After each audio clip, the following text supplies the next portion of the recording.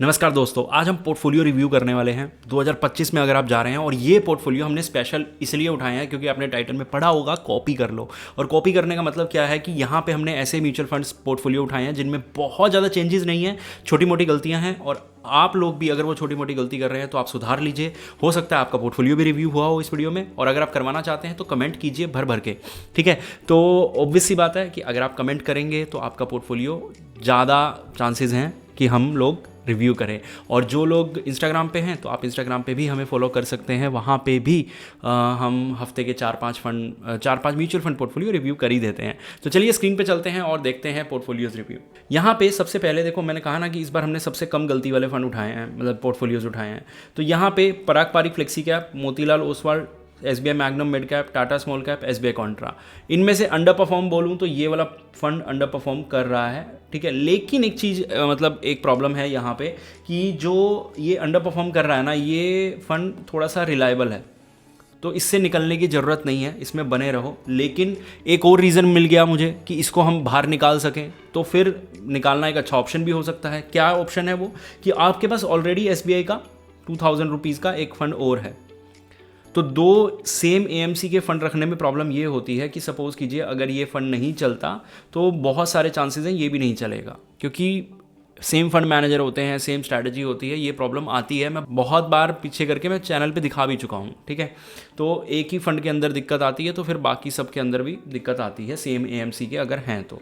थोड़ा सा पोर्शन मुझे इसके अंदर ज़्यादा लगा कि अगर मैं बात करूं 15,000 का पोर्टफोलियो है और 33% इसके अंदर पैसा डला हुआ है, तो ये मेरे हिसाब से अगर मैं बोलूं तो या तो 20%, मैक्स 25%।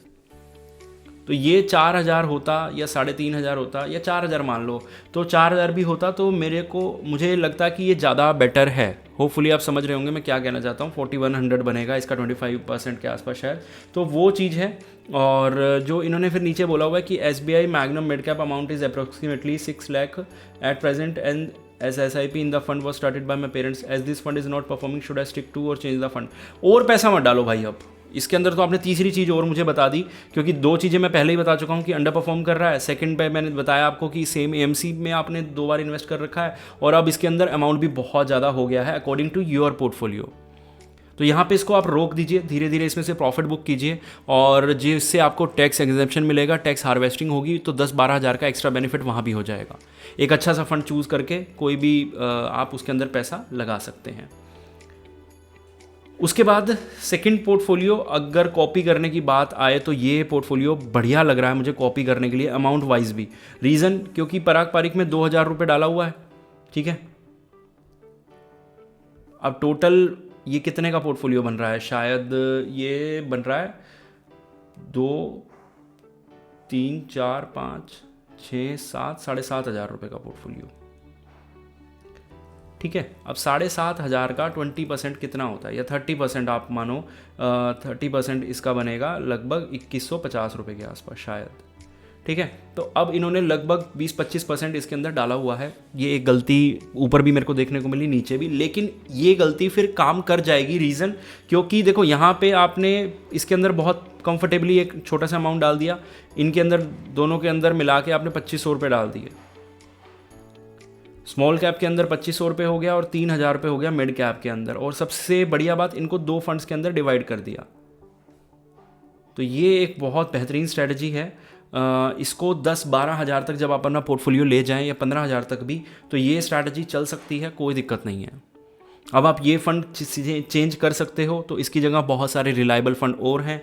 ये फ़ंड चेंज करना चाहें तो बहुत सारे सैटेलाइट फ़ंड और हैं। लेकिन इसके अंदर एक छोटी सी कमी ये रह जाती है कि ये बहुत ज़्यादा एग्रेसिव साइड पे हो जाता है, तो फ्लक्चुएट बहुत ज़्यादा करेगा, समझ रहे हैं। तो आप कभी अमाउंट बढ़ाएं, 10 से ऊपर जाएं, 12 जाएं, तो एक और कोई ऐसा फंड, स्टेबल फंड ऐड करा जा सकता है पोर्टफोलियो के अंदर, ठीक है।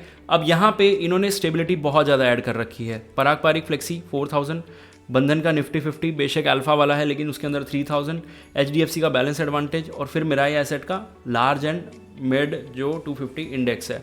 तो 2 तो इंडेक्स हो गए, फिर एक बैलेंस एडवांटेज हो गया, और ऊपर एक इन्होंने पोर्टफोलियो सिंपल सा बना दिया। 10,000 के अंदर 3 फंड डिवाइड कर दिए, बाकी 9,000 के अंदर ये स्टेबिलिटी आपको मिल गई नीचे। अब ये पोर्टफोलियो थोड़ा सा ऊपर वाले से रिवर्स है, कि थोड़ा सा ज़्यादा ही सेफ साइड हो गया कि हमने यहाँ पे भी सेफ्टी ले ली, यहाँ पे भी और इधर भी। एग्रेसिव के नाम पे हमारे पास 3000 ये और 3000 टाटा स्मॉल कैप के अंदर 6000 है टोटल। अगर 19000 का पोर्टफोलियो है तो सिर्फ 1/3 ही इसमें हम एग्रेसिव जा रहे हैं। और आइडियल पोर्शन कुछ नहीं होता। आप कहोगे ना कि सर ऊपर वाला ठीक है या नीचे वाला, आइडियल पोर्शन कुछ भी नहीं होता एक तरह से। रेंज मैं ज़रूर बता सकता हूँ कि मुझे लगता है कि मिनिमम आपके पोर्टफोलियो के अंदर 40% स्टेबिलिटी होनी चाहिए। अब जैसे इस पोर्टफोलियो की मैं बात करूँ कि 30% स्टेबिलिटी थी और पोर्टफोलियो का स्टार्ट है, तो स्टार्ट में ये नंबर भी चल जाएगा। धीरे धीरे स्टेबिलिटी आप बढ़ाते रहिए। जैसे मैंने बोला ना, कल को आप अमाउंट बढ़ाएंगे तो एक फंड ऐड कर लीजिएगा, तो स्टेबिलिटी धीरे धीरे बढ़ सकती है। हर साल स्टेबिलिटी को 2 या 3-4% से बढ़ा दीजिए, जिससे आपका जब रिटायरमेंट आएगा ना, तब आपका पोर्टफोलियो काफ़ी स्टेबल स्टेज पे होगा और ज़्यादा फ्लक्चुएट नहीं होगा। और शुरू में हम ज़बरदस्त रिटर्न निकाल लेंगे, क्योंकि यहाँ पे 60 to 70% हमारा portion mid cap, small cap, multi cap और ऐसे फंड्स में होगा जो हमें क्विक रिटर्न देते हैं। अब आप कहोगे कि इसमें 100% क्यों नहीं? इसके लिए आपको मेरी वो वीडियोस देखनी होंगी जहाँ पे मैंने पूरा स्मॉल कैप का, पूरा क्वांट का पोर्टफोलियो बना रखा है और उससे रिटर्न नहीं जनरेट होते।